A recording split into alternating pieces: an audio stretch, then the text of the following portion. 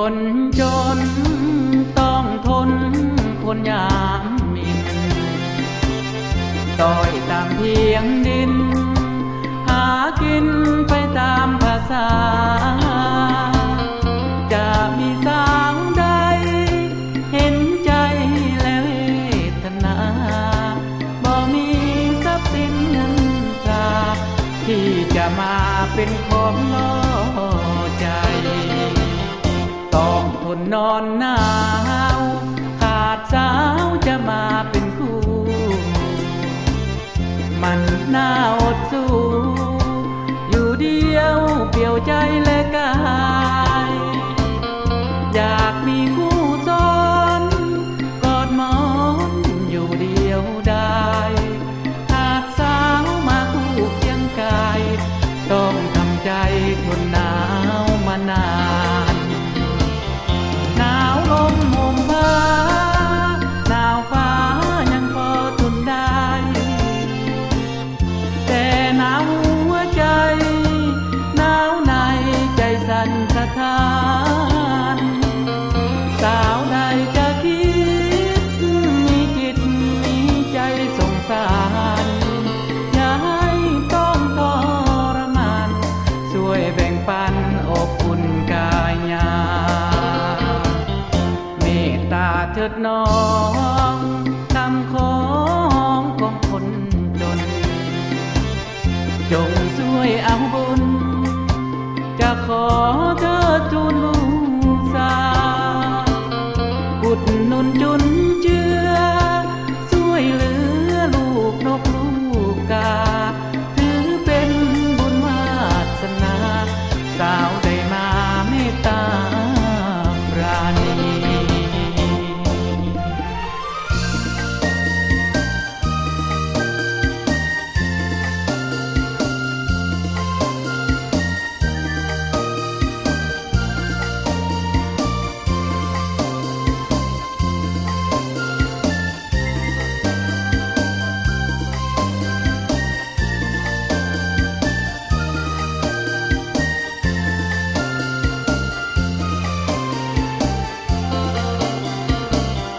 หนาวลมห่มผ้า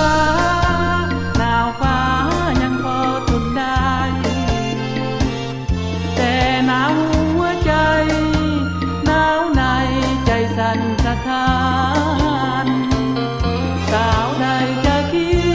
ดมีจิตมีใจสงสารอย่าให้ต้องทรมาน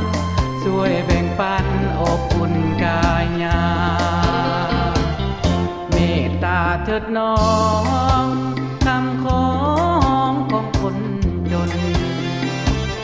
จงช่วยเอาบุญจะขอเธอทูลบูชาอุดหนุนจุนเจือช่วยเหลือลูกนกลูกกาถือเป็นบุญวาสนาสาวได้มาเมตตาปราณี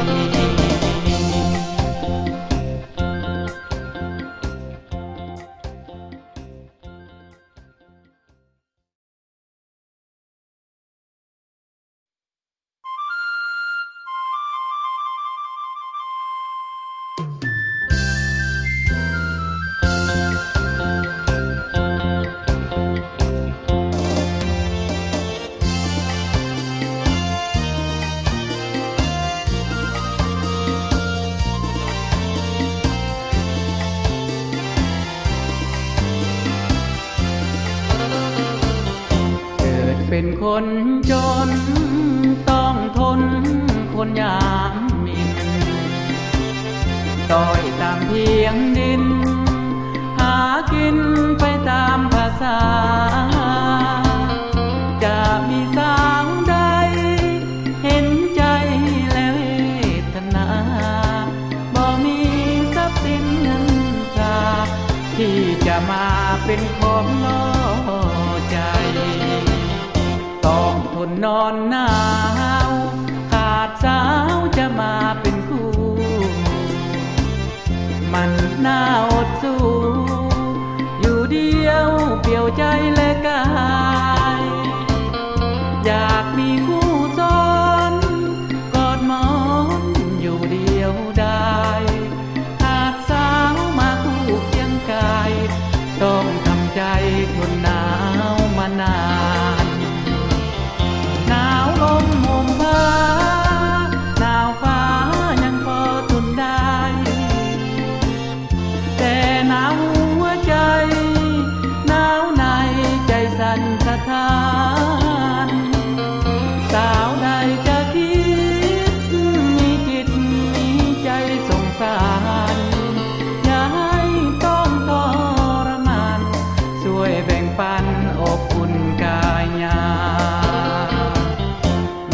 ตาเถิดน้อ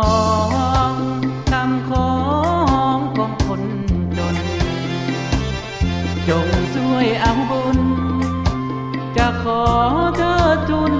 บูชาอุดหนุนจุนเจือช่วยเหลือลูกนกลูกกาถือเป็นบุญวาสนาสาวได้มาเมตตาปราณี